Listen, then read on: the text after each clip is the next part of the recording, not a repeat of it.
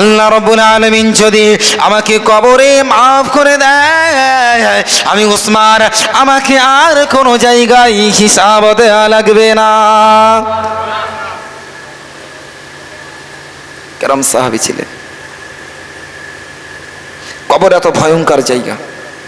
হযরত বাররা ইবনে আযিব রাদিয়াল্লাহু আনহু বলছেন, হাদিসটা খেয়াল করে শুনবেন, খুব গুরুত্বপূর্ণ একটা হাদিস। হযরত বাররা ইবনে আযিব রাদিয়াল্লাহু আনহু বলছেন, খরাজনা মা'a রাসূলিল্লাহি সাল্লাল্লাহু আলাইহি ওয়াসাল্লাম ফি জানাজাতি রাজুলিন মিন আনসার। আমরা আল্লাহর রাসূলের সঙ্গে একটা আনসারী সাহাবীর জন্য জানাজার নামাজের জন্য আমরা যাচ্ছি। বেশ কিছু সাহাবী মিলে আল্লাহর রাসূল আমাদের সঙ্গে আছেন। তবে ওই আনসারী সাহাবার মানে যেতে জানাজা যেখানে হবে সেখানে যার আগে কবরটা আগে পড়ে, ওই কবরটা আগে, তারপরে আনসারী সাহাবার লাশ আছে, সেখানে জানাজা হবে। আল্লাহর নবী কবরের কাছে দাঁড়িয়ে গেলেন। আল্লাহর নবী মাথাটা হেঁট করে বসে গেলেন। আল্লাহর নবী যখন দাঁড়িয়ে গেলেন, সাহাবীরাও আল্লাহ রাসূলের সঙ্গে দাঁড়িয়ে গেল। আল্লাহ রাসূল ওই নিচের লাঠি মোবারক দিয়ে ওই মাটিতে আগ টানছে। হযরতে বাররা ইবনে আযিব বললেন, আল্লাহ রাসূল যখন ওই রকম ভাবে মাথাটা হ্যাট করে নিয়েছে, মাথাটা যখন নিচু করে নিয়েছে, আমরাও নিচু করে নিয়েছি, কিন্তু আমরা এতটা মনোযোগের সঙ্গে মাথাটা নিচু করে নিয়েছি, আমাদের মাথার উপরে যদি কোনো পক্ষী এসে বসতো, যদি কোনো পাখি এসে বসতো, আমরা বুঝতে পারতাম না। এতটা মনোযোগীর সঙ্গে আমরা বসেছিলাম। যদি কোনো পাখি আমাদের মাথায় এসে বসতো, আমরা কিছু বুঝতে পারতাম না। এতটা মনোযোগী ছিলাম আমরা। আল্লাহর নবী মাথাটা তুললেন, তারপরে ফারাফা রাসাহু, আল্লাহর নবী নিচের মাথাটা তুললেন, তুলে বললেন, ক্বালা ইস্তাঈযু বিল্লাহ মিন আযাবিল কবর। ক্বালা, আল্লাহ রাসূল বললেন, ইয়া আমার সাহাবীরা, ইস্তাঈযু বিল্লাহ মিন আযাবিল কবর, তোমরা কবরের আযাব থেকে আল্লাহর কাছে পানা চাও। আমার সাহাবীরা, তোমরা কবরের আযাব থেকে আল্লাহর কাছে পানা চাও। তার মানে কবর কত ভয়ঙ্কর জায়গা। সোনার মানিক আমার, দুনিয়ার জমিনেতে কয়েকটা দিনের জন্য এসে আখিরাতকে ভুলে গেলে চলবে না। কবর কত ভয়ঙ্কর জায়গা। কবর সম্পর্কে আল্লাহর রাসূল বললেন, আমার সাহাবীরা, ক্বালা ইস্তাঈযু বিল্লাহ মিন আযাবিল কবর, তোমরা আযাবে কবর থেকে আল্লাহর কাছে পানা চাও। কবর বলছে, আনা বাইতুল গুরবা, আমি হলাম একা থাকার ঘর, আমার কাছে আসার আগে চিন্তা ভাবনা করে এসো এই পৃথিবীর মানুষেরা, আমি কবর তোমাদেরকে জানিয়ে দিয়ে দিলাম। আনা বাইতুল ওয়াহদা, আমি হলাম একা থাকার ঘর, আমার কাছে আসার আগে চিন্তা ভাবনা করে এসো।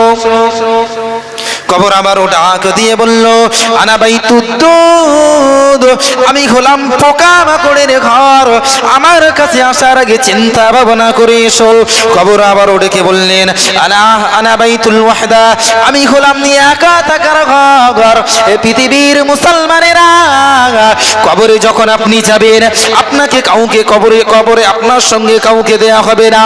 আর আপনার যত ধরনের বন্ধু থাকুক না কেন, আপনার সঙ্গে কবরেও কেউ যাবে না। কবর বলছে, আনা বাইতুল ওয়াহদা, আমি হলাম একা থাকার ঘর, অতএব আমি কবর আমার কাছে আসার আগে চিন্তা ভাবনা করে এসো।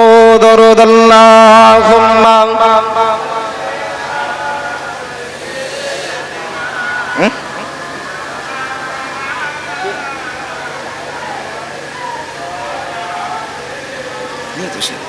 وعلى آل سيدنا مولانا محمد কবরের আযাব এতই কঠিন সইতে আমি পারিব না মৃত্যু যন্ত্রণা এতই কঠিন সইতে আমি পারিব না কবরের আযাব এতই কঠিন সইতে আমি পারিব না মৃত্যু যন্ত্রণা এতই কঠিন সইতে আমি পারিব না ওগো দয়াময় হে রহিম ওগো দয়াময় হে রহিম চাই যে শুধু তোমার করুণা মৃত্যু যন্ত্রণা এতই কঠিন সইতে আমি পারিব না মসজিদের ওই পালকিখানা আসবে দারে দারে সবার জানা মসজিদের ওই পালকিখানা আসবে দারে দারে তাও জানা ঠিক কিনা আমাদের সবার জানা নেই যে একদিন মসজিদের ওই খাটিয়াটা আমাদের কাছে আসবে তাই কবি বলছে মসজিদের ওই পালকিখানা আসবে দারে দারে সবার জানা বড়ই পাতার গরম পানি শেষ গোসল দেবে তাও জানি গোসল শেষে ওই সাদা কাফনে চির বিদায় দেবে তাও জানি কবরের আযাব এত ওই কঠিন সইতে আমি পারিব না মৃত্যু যন্ত্রণা এতই কঠিন সইতে আমি পারিব না আল্লাহুম্মা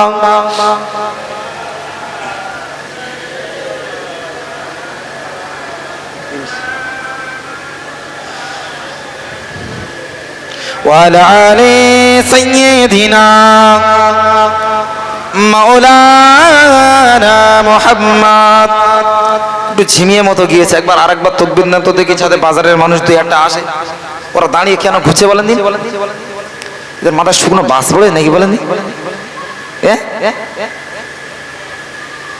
সেরাম ব্যাপার ও মজলিসে আসবিনি জানাজা যখন হবে সেখানে আগে গল্প করবে ও দাঁড়িয়ে দাঁড়িয়ে শুনবে ঠিকই কথা কিন্তু ও গল্প করবে বাজারে গিয়ে দেখেন ঘুরছে অনেক ছেলে এদেরকে কবে আল্লাহ হেদায়েত করবে এরা মনে করছে আমরা সব জানিও ঘোড়া ডিম বলবে আমরা তো সব মুখস্থ কি আমার একটা মাদ্রাসার ছেলে আছে একটু পাকা টাইপের বুঝলেন তো ও ওযু করছে কলে খুব স্পিডে ওযু করছে কি খুব স্পিডে ওযু করছে তা আমি ওকে বললাম যে এত জোরে মানে এত স্পিডে ওযু করছি কেন তা বলছে হুজুর ওযু আমার মুখস্থ কি ওযু মুখস্থ ওযু করনেছে মানে ওর মুখস্থ বলে কি তাড়াতাড়ি হয়ে গেছে একটু বদমাইশ টাইপের মানে একটু মানে ইয়ার কি করে অন্য বদমাইশ নয় মানে একটু হাসির কথা বলে বুঝলেন তা বলছে হুজুর ওযু আমার কি মুখস্থ ওই কারণে তাড়াতাড়ি করে দিস অনেকে দেখবেন যখন সাইকেল চালানো শেখে তখন কি করে টাইট করে দুটো ডাং ধরে রেখে দেয় না কোথায় যাবি না ধরা বাপ কিংবা মা মানে কি ভাইরা যখন সাইকেল চালানো শেখায় কিংবা বাইক চালানো শেখায় কি করে ঝাগে হ্যান্ডেল ধরা শেখে কিন্তু ওই ছেলেটা যখন ভালোভাবে শিখে যায় তখন কি করে বলেন দি তখন হাত ছেড়ে দিয়ে চালায় না মানে কি করে মুখস্থ হয়ে গেছে তাই বাজারে কিছু মানুষ এরকম আছে যাদের ওয়াজ মুখস্থ ওদের শোনার প্রয়োজন নেই ওদের মুখস্থ না হওয়ার মতো তাহলে একটা হাদিস বলা দরকার তো এমন হাদিস বলতে হবে যাতে ওদের মুখস্থ না থাকে তাই তো তাহলে যদি এসে বসে একবার দরুদ শরীফ পড়েন আল্লাহুম্মা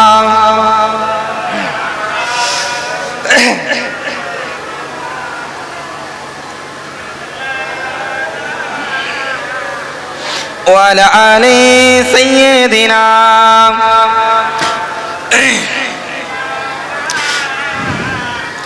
বিনু দেখে মোহাম্মদ পারো কুরবান